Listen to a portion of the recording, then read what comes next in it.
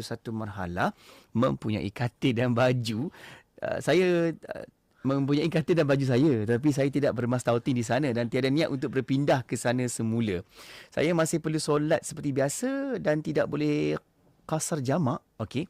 Namun jika sudah berkahwin, perlu ikut belah suami dan rule itu sudah tidak boleh apply. Bagaimana Ustaz? Ini berkaitan dengan jamak, solat jamak dekat tempat kita, sebab mungkin sebelum ni pernah duduk dekat kampung halaman. Ada katil, ada baju katanya kat situ, seperti seolah-olah bermastautin, masih lagi bermastautin, tapi bekerja tu dekat tempat lain.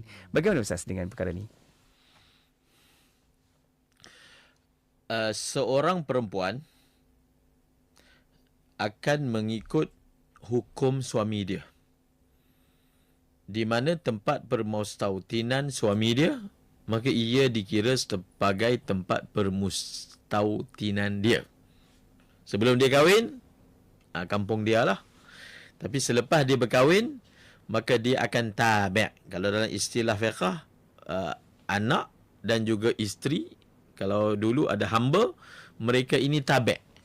Tabi' ni mana ikut. Dia ikut suami dia punya niat.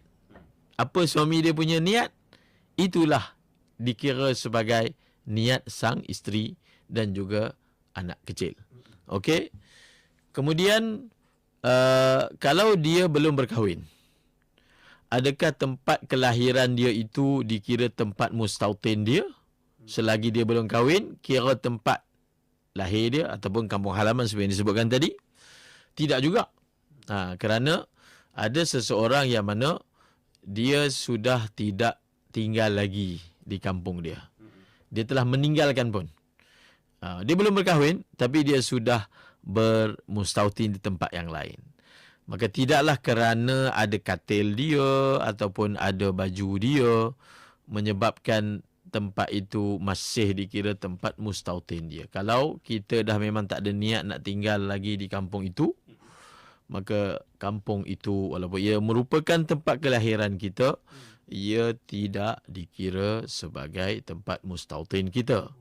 Justru kalau kita balik ke sana, bolehlah untuk apa? Untuk dia mengajarkan solat qasar jamak. Contohnya student. Kalau student dia belajar.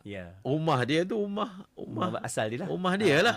Jadi kalau dia balik cuti, kampung halaman tu ada tempat mustautin dia, walaupun dalam 1 tahun kebanyakan masanya duduk kat universiti. Tapi bila dia balik rumah dia tu, dia rasa dia balik rumah dia ke dia balik rumah lain? Rumah dia. Nak balik mana ni? Nak balik rumah? Ke dia rasa dia pergi tempat lain? Kampung dia kan. Dia tak rasa kan? Yeah. Maka menunjukkan itu masih lagi dikira sebagai tempat mustautin dia, walaupun dari segi jumlah hari di luar lebih banyak daripada di kampung. Okey, faham Ustaz. Alhamdulillah. Baik Ustaz, kita ke soalan